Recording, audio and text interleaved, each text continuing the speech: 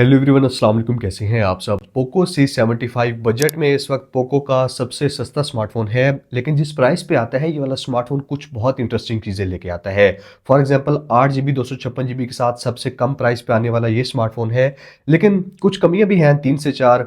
इसकी कौन सी चीज़ें मुझे अच्छी लगी हैं, कौन सी बुरी लगी हैं, प्रोज एंड कॉन्स, और एक लॉन्ग टर्म रिव्यू। 7 से 8 दिन हो गए हैं, ये वाला स्मार्टफोन कैसा है, इस वीडियो में सारी चीजें डिटेल में डिस्कस करते हैं। बाय द वे, अगर आपको कहीं पे भी वीडियो पसंद आए तो मेरी आपसे रिक्वेस्ट है कि काइंडली वीडियो को लाइक करके, चैनल को सब्सक्राइब करके, बेल आइकन को प्रेस करके ऑल पे क्लिक कर लेना है। Thank you so much. पहली चीज जो पोको C75 की काफी स्पेशल है और मुझे अच्छी लगी है, वो 8 GB 256 GB के साथ ये वाला स्मार्टफोन आता है और सबसे कम प्राइस पे इतनी रैम रोम प्रोवाइड करने वाला ये वाहिद स्मार्टफोन है। अब बजट में बहुत सारे लोग रैम रोम को देख के ही स्मार्टफोन परचेज कर रहे होते हैं, तो मेमोरी का आपको इसमें मसला नहीं होने वाला, और अच्छी ज्यादा रैम होने की वजह से ये वाला स्मार्टफोन काफी फास्ट और स्मूथ भी फील होता है। दूसरे नंबर पे इस स्मार्टफोन का ये डिजाइन और डिस्प्ले मुझे अच्छा लगा है। डिजाइन में आपको हेडफोन जैक भी देखने को मिलता है बैक साइड पे, स्पेशली ये जो मेरे पास ग्रीन कलर है ना, मार्बल टाइप फिनिश के साथ आता है। काफी बड़ा फोन है, 6.88 इंचेस, यानी कि आप समझ लें 6.9 इंचेस के डिस्प्ले के साथ आता है। तो ये वाला स्मार्टफोन काफी खूबसूरत है बैक साइड से, स्पेशली जो डिजाइन है वो मुझे काफी पसंद आया है।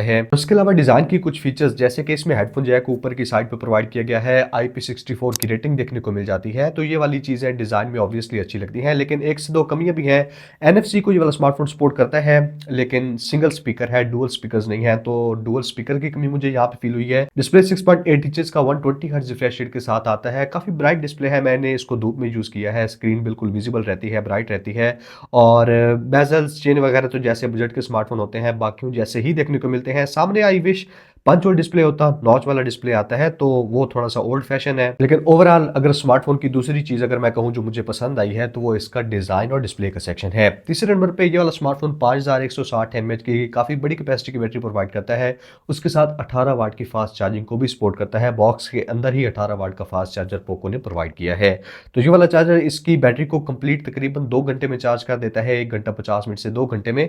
लेकिन बैटरी बैकअप ये वाला स्मार्टफोन, एक तो प्रोसेसर काफी पावर एफिशिएंट है, उस वजह से तकरीबन 7 से 8 घंटे का स्क्रीन ऑन टाइम इजीली आपको प्रोवाइड कर देगा। लास्ट डिपार्टमेंट जो मुझे इसका पसंद आया है, उसके बाद 3 से 4 कमियां बताऊंगा इस स्मार्टफोन में जो मुझे फील हुई है, और कंपटीशन के हिसाब से बात करेंगे कि लेना चाहिए या नहीं। By the way, thanks to Siddiq भाई शाह मोबाइल से, जिन्होंने मुझे ये वाला स्मार्टफोन रिव्यू के लिए प्रोवाइड किया है। अगर आप जंग सिटी से हैं, होलसेल रेट पे स्मार्टफोन परचेज करना चाहते हैं, ऑफलाइन ऑनलाइन इनका कोई सिस्टम नहीं है, तो आप इनकी शॉप को विजिट करके कोई भी स्मार्टफोन होलसेल रेट पे परचेज कर सकते हैं। इस स्मार्टफोन के बैक साइड पे 50 मेगापिक्सल का मेन कैमरा प्रोवाइड किया गया है। उसके अलावा डेप्थ सेंसर है और सामने 13 मेगापिक्सल की सेल्फी पोको C75 प्रोवाइड कर देता है। फ्रंट और बैक से मैक्सिमम आप 1080p 30 FPS पे वीडियो शूट कर सकते हैं। इस स्मार्टफोन के कैमराज ने ओवरऑल मुझे इंप्रेस किया है। बैक साइड के कैमरा में HDR की परफॉर्मेंस, डिटेलिंग जो आती है, कलर्स को जिस तरह से कैप्चर करता है, शार्पनेस कहीं कहीं पे लगता है कि ओवर शार्पन कर रहा है या पिक्चर्स को सॉफ्ट कर रहा है, लेकिन स्टिल बजट के हिसाब से कैमरा को जज करूँ ना, तो HDR की परफॉर्मेंस और ओवरऑल जितने मोड्स प्रोवाइड किए गए हैं कैमरा में, पोको C75 इस प्राइस पे जो टॉप 3 से 4 कैमराज आते हैं ना, उनमें जरूर आ जाएगा। अब 3 से 4 चीजें जो मुझे इस स्मार्टफोन की इतनी पसंद नहीं आई, या फिर कंपटीशन के हिसाब से ये वाला स्मार्टफोन पीछे है। पहले नंबर पे तो जैसे मैंने पहले बता दिया डिजाइन वाले सेक्शन में, कि ये सिंगल स्पीकर के साथ आता है, इसमें डुअल स्पीकर्स नहीं है। स्पीकर आप खुद भी सुन लें।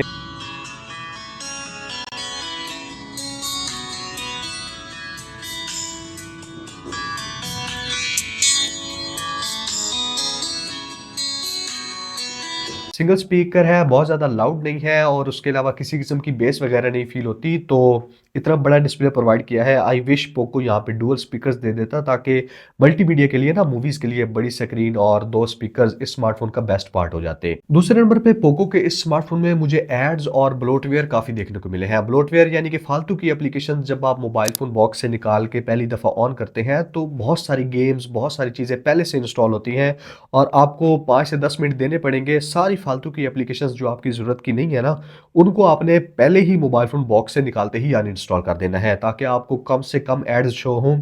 लेकिन एड्स वगैरह थोड़े बहुत और ब्लोटवेयर देखने को मिलता है, ये दूसरी चीज़ मुझे पसंद नहीं आई। तीसरे नंबर पे स्मार्टफोन के जो हैप्टिक्स हैं, यानी कि वाइब्रेशन मोटर, जब आप टाइपिंग करते हैं या वैसे सिस्टम के साथ इंटरेक्ट कर रहे होते हैं ना, तो इसकी वाइब्रेशन मोटर काफ़ी वीक है। और लास्ट पे इस स्मार्टफोन में जो प्रोसेसर आता है, MediaTek Helio G81 Ultra, अब ये वाला स्मार्टफोन 35,000 में आता है, ये चीज़ आपने माइंड में रखनी है। यही प्रोसेसर हमें 27-28,000 में भी देखने को मिल जाता है। जो Redmi 14C है, वो भी इसी तरह का दिखता है बैक साइड से डिज़ाइन, उसमें भी यही प्रोसेसर है, तो 7 से 8,000 आप ऊपर पे कर रहे हैं। रैम रोम इसकी ज़्यादा है नो डाउट, लेकिन प्रोसेसर अगर पोको चाहता तो मीडियाटेक हीलियो G99 या G100 प्रोवाइड कर सकता था। बेशक प्राइस 38,000 39,000 कर देता, लेकिन वो चीज़ यहाँ पे मुझे मिसिंग नज़र आई है। और G81 अल्ट्रा ठीक-ठाक प्रोसेसर है, जैसे मैंने बताया ना कि 8 जीबी की रैम है, 120 हर्ट्ज़ रिफ्रेश रेट है, तो डिस्प्ले स्मूथ और सिस्टम के साथ जब आप इंटरैक्ट करते हैं, एनिमेशंस वगैरह काफ़ी अच्छी लगती हैं। लेकिन स्टिल G81, G85 से भी नीचे स्कोर करता है, और स्पेशली G100 आप 2 से 3,000 ऊपर पे करेंगे तो इन्फिनिक्स हॉट 50 मिल जाता है, तो वो वाला स्मार्टफोन ज़्यादा अच्छी परफॉर्मेंस देगा। अगर आप गेमिंग के लिए स्मार्टफोन परचेज करना चाहते हैं ना 35-37,000 के आसपास, तो मैं आपको मशवरा दूंगा कि आपने इन्फिनिक्स हॉट 50 की तरफ जाना है।